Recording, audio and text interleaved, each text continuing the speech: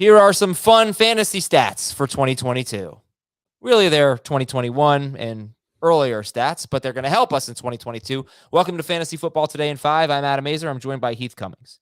I talk a lot about the mid-round wide receivers. I don't know how you want to characterize mid-round, but I'm looking at, let's say, rounds 4 through 6. That's early to mid-round wide receivers. It's a great group.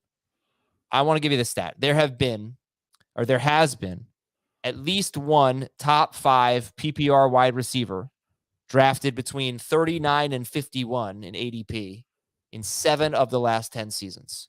70% of the time, we've gotten at least one top 5, usually one, top 5 PPR wide receiver drafted between 39 and 51.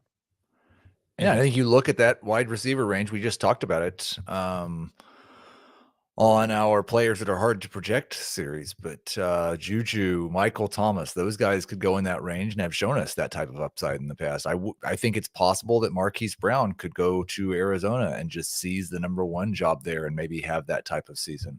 Or maybe it's Darnell Mooney. My dark horse out of that group would be Mike Williams. If he just truly becomes the number 1 for the Chargers, he could absolutely make that leap and be a top 5 wide receiver.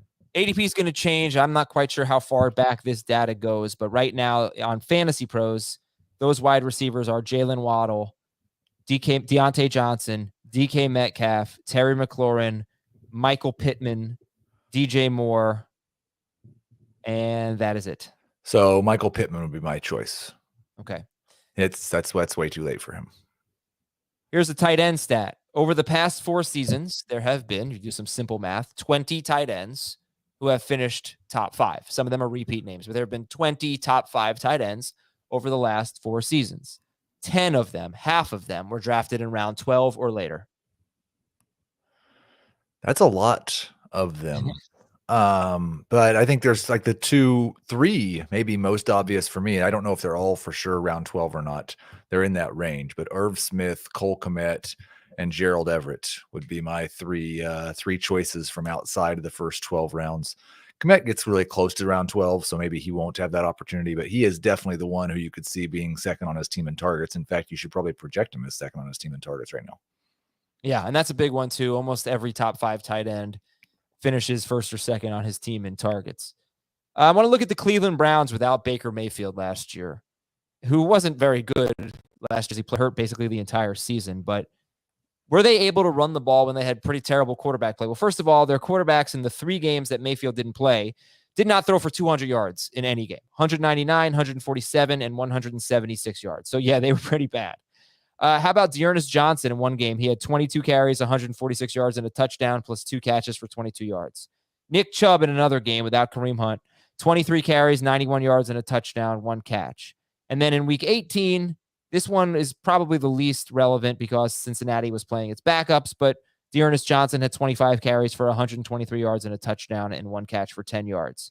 The Cleveland running backs ran for 28, 24, and 35 carries, or they had 28, 24, and 35 carries in those 3 games. They had very good production there. My question is, do you think if Jacoby Brissett is the quarterback for the entire season, they're probably going to have bad quarterback play, do you think that will pull down the run game? Do you think that will help the run game as they become more reliant on it? How do you think it factors in? I think it means more volume, less efficiency, and fewer touchdowns, be my guess. The question is, can Jacoby Brissett make this offense not like just absolutely awful?